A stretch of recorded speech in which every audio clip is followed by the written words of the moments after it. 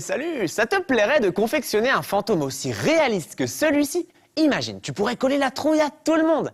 Il te faut les matériaux habituels, de la colle, de la peinture, du papier journal, de l'adhésif. Mais cette fois-ci, tu vas aussi utiliser un morceau de tissu ou un drap comme celui-là. Tu es prêt? C'est parti! Fais une boule de papier journal pour la tête. Serre-la bien entre tes mains pour qu'elle soit compacte et entoure-la de beaucoup d'adhésif. Ensuite, roule une page de papier journal pour façonner les bras et fixe-la avec de l'adhésif. Colle les 3 pièces sur une feuille de carton qui servira de support au fantôme. D'abord les bras et ensuite la tête au-dessus. Très bien. Demande à tes parents s'ils peuvent te donner un grand morceau de tissu pour faire le corps du fantôme. Enveloppe la boule dans le tissu pour qu'il prenne sa forme. Utilise de petits bouts d'adhésif pour le fixer au carton comme ceci. Soulève le tissu et attache-le par-dessous comme ceci sur le carton avec de l'adhésif. Arrange les plis pour lui donner du mouvement. Sers-toi d'un gros pinceau pour recouvrir toute la surface de pâte spéciale Art Attack, moitié colle, moitié eau. Comme ça, le fantôme va conserver la forme que tu lui as donnée.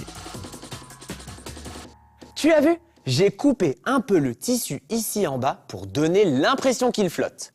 On peut déjà discerner la forme du fantôme avec ses bras écartés prêts à terroriser tous ceux qui approchent. Maintenant, on va le colorier et dessiner les détails pour le rendre vraiment terrifiant. On va le peindre en blanc, la couleur de tout fantôme qui se respecte. Utilise un gros pinceau pour travailler plus vite. Une fois la peinture sèche, dessine son visage au crayon. De grands yeux, comme cela, et une bouche grande ouverte, comme s'il hurlait. Bouh! Peins la bouche et les yeux en noir. Sers-toi de violet avec un peu d'eau pour tracer des ombres et rendre le visage du fantôme plus expressif. Sers-toi d'un pinceau fin comme celui-ci.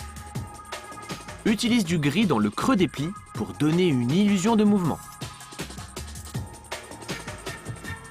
Et n'oublie pas de peindre les plis et les fronces, que ce soit bien réaliste. Le fond sera violet pour donner du relief à notre fantôme.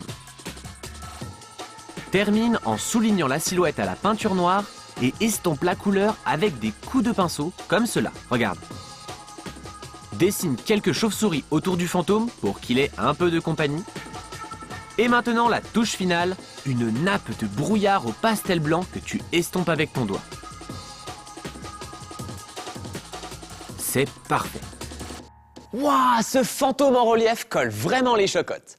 Et ce qui est génial avec cette technique, c'est que tu peux imaginer toutes sortes de créations. Il te suffit de faire une forme avec du papier journal et de la recouvrir de tissu. Regarde cette sorcière. Avec son grand nez, ses pommettes saillantes et son menton pointu. Il ne lui manque plus que des poils dessus. Et ce lézard, je lui ai donné sa forme avec des petites boules de papier. Allez, à toi de jouer. Imagine un personnage et crée-le en dessin en relief. Hier, le vent m'a apporté un morceau de tissu. Mais je n'avais pas de papier journal pour appliquer cette technique. Alors j'ai décidé d'utiliser des noix de coco à la place du papier. Non mais t'as vu ta tête de noix de coco avec tes grands yeux? La prochaine fois, j'utiliserai plutôt des graines.